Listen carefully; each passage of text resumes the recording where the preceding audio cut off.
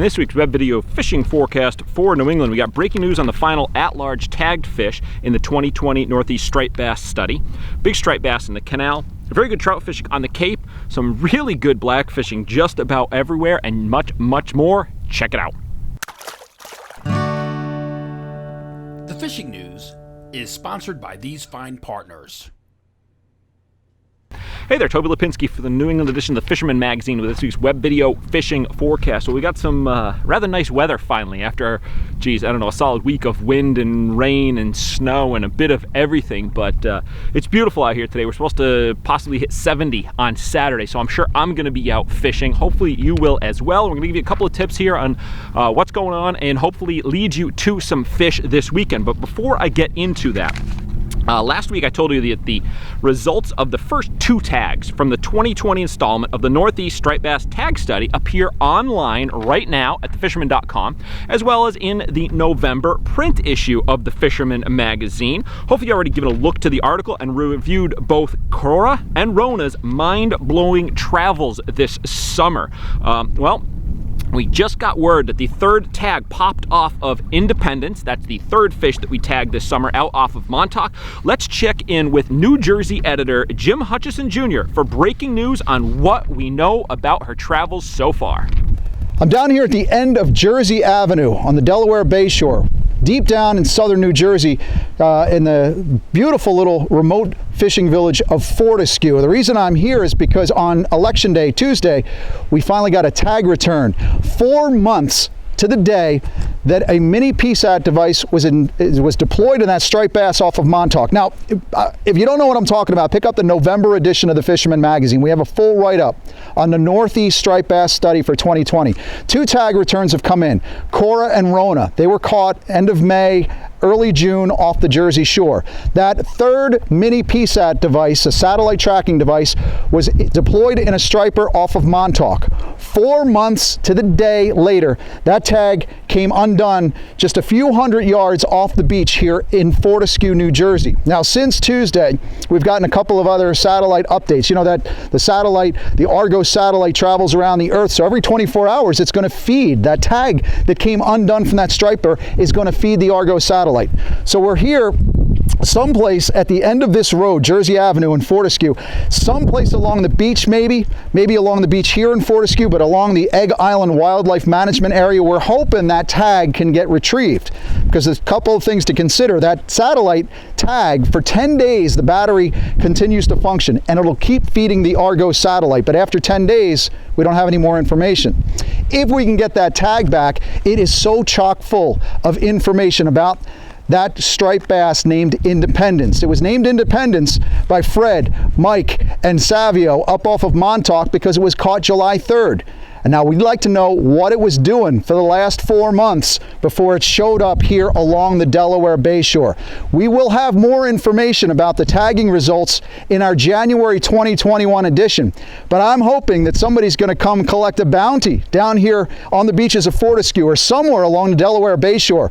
$500 cash and a sweet prize package we're putting together. I'll keep you updated from the New Jersey edition if one of our New Jersey guys finds this tag, but exciting news that this tag is starting to feed the Argo satellite. We'll have more information as it becomes available right here at the Fisherman magazine and thefisherman.com. Thanks a lot, Jim. It's really cool. Obviously, we don't have all the results, as Jim has said already, of what's going on. We're just processing the data. Hopefully, we can retrieve the actual tag, so that will increase what information we're able to pull from it. But stay tuned, the December issue. We've got an update on what's going on and what to look forward in 2021. Also, that December issue is our annual holiday gift buyer's guide for the angler in your life. There's probably 7,500 awesome gift ideas in there. We just finished that off, so it's coming out very shortly. It'll be due out the week of Thanksgiving, so perfect in your mailbox online, just in time for all those awesome Black Friday sales. All right, hopping into the reports now. We're going to start up, as always, up in Massachusetts, where field editor Charlie Soares reports that striped bass and bluefish in the snow was the feature in the canal as the bass were eating while the flakes were falling late last week. I actually got a bunch of emails sent over to me from guys who had some really cool pictures of rather large bass in the snow, but due to the sensitivity of some of the spots where they were fishing, public access issues, etc., they asked not to share them, but there's still plenty of big bass, and it seems like that cold weather, the snow and everything, kickstarted those fish that were hanging up off of Plymouth and moved them down into the canal, moved them on down into Buzzards Bay, which is good news for those of us a little further south here. That's going to push those fish along the Newport area, through Narragansett Bay, down past South County, Watch Hill, and hopefully, for me anyway, duck in here into Long Island Sound before either holding up in the rivers for the winter or heading on down south for the remainder of the winter. But it wasn't just about striped bass. Charlie said that there's plenty of blackfishing going on in Buzzards Bay, and he also noted that the reports from the Cape ponds are very good around evening time and just after dark, where some really big brown trout are being taken. Speaking of some of those big browns on the Cape, Danny from the Goose Hummock Shop knows how to get it done on the browns, which he proved on a recent evening after dark outing.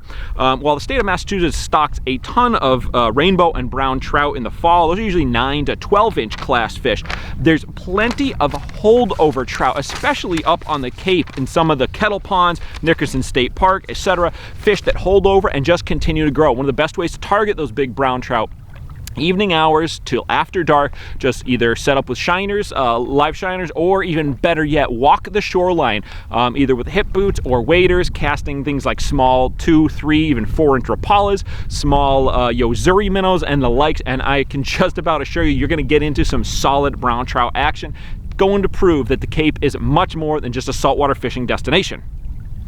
All right, moving along, spanning the Massachusetts and Rhode Island border. Usually TJ Kopecki's got a video update for us this week. We were touching base this morning, sent me a text. Unfortunately, he wasn't able to get a video, and this is what he had to say.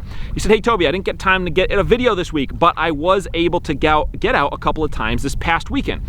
He said the bite was very tough for Tog, kind of expected with the weather that we had, but he was able to still get on some striped bass in Mount Hope Bay around the Sakonnet River. He said it was loaded with small bait. Coles River, same thing, holding some small bass, tons of bait, plenty of action to be had despite the cold conditions that he saw. And I'm sure this little warm shot that we've got coming today through the weekend is only going to help things out there. And staying in Rhode Island for one more, last year's Dreamboat Fishing Challenge winner, Garrett Weir. We took a ride up from Long Island this past week to fish with my buddy Captain BJ Sylvia of Flippin' Out Charters, where he and his crew from Long Island had an absolutely slammer Tog trip. They got in some really big fish, as well as some cod and other mixed fish, but Garrett's biggie of the day weighed an impressive 11.13 pounds. It ended up taking 4th place in the Crafty One Customs October Tog Classic. Now, I've been getting some pretty good blackfish reports from Newport all the way on over to Watch Hill. Most of the fish are still in that 5 to 6 pound, maybe 7 pound class, with a couple here and there just about touching the double-digit mark. So great job there, Garrett. I know on the on Crafty's tournament, I think it was the top 6 were all 11-pound fish. So some good fish to be had right now. Moving on down to Connecticut. We received a bunch of striped bass reports this week, but it was mostly west of the Housatonic River. Now, as I noted in last week's video, again, the bigger bass, for now anyway, inside the sound seemed to be further west, and it was proven by a couple of these nice catches that we got. First up, John Forlenzo was fishing off Penfield Reef, Penfield Lighthouse, working around the bunker schools, and he got and released a hefty 42-inch striped bass, his new personal best. Congrats on that catch. Now, Penfield Reef, you don't hear a whole lot about it these days, but it is an old-time big bass spot. I know a couple of old-time Sharpies that have landed some massive fish in that area. If you can gain access, well worth fishing, especially in the late part of the season like we've got right now, coupled in with all those bunker schools that are working out in Long Island Sound. Moving along, continuing with the striped bass info. Longtime subscriber and surfcaster Beverly Perkins sent me an email over the weekend. She was fishing at Long Beach in Stratford, where she got in some bass. She said she found bass shadowing the bunker schools, was casting around them, ended up getting this really nice 30-incher on the old fan favorite Daiwa SP minnow. She said after a short time reviving the fish, it kicked off nice and strong, and just goes to show you don't have to directly imitate exactly the same size. An SP minnow from the side doesn't specifically look like a bunker, but as I've talked about a bunch of times in my article, the profile looking down on it from below looking up is going to look like a bunker, so that's a legitimate option when you got bass working the bunker schools. Switching gears to bottom fishing. Heard from Mark Alamina. He passed along a very good Blackfish report for me this weekend as well. He said that he went out over a 2-day span. He landed 15 keepers to 22 inches, as you see here, along with an absolute ton of undersized fish, with most of them being in that 14 to 15 inch range, which bodes well for next spring, as they are just going to continue to eat all fall and be in that keeper range come spring. Now, Mark said he was fishing off of Stratford in about 35 feet of water, and he caught equally well on Asian crabs as well as cut green crabs, but he was using exclusively Blackfish jigs. If you need to know how to fish Blackfish jigs, be sure to give a look to the November edition of the Fisherman magazine, as Captain Jason Colby has a complete rundown on how to fish Blackfish jigs for megatog. And then last up, if you don't have a boat of your own, don't fret. There's still plenty of options to get out on the water right now.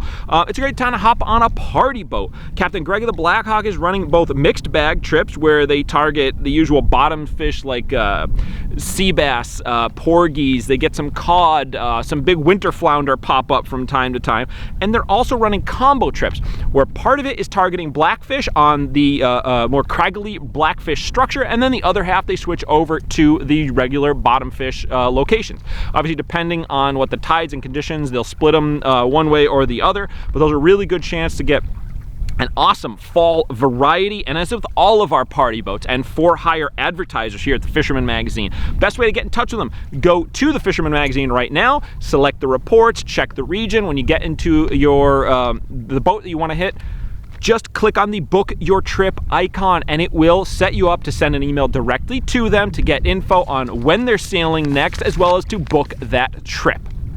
All right, well, there you go. If I did not get to your reports, as always, you can check out all the reports from New England through the Mid-Atlantic at thefisherman.com. Steigercraft boats, built by people who fish our waters. Serious anglers choose Steigercraft for their 40 years of boat building experience right here in the Northeast and Mid-Atlantic.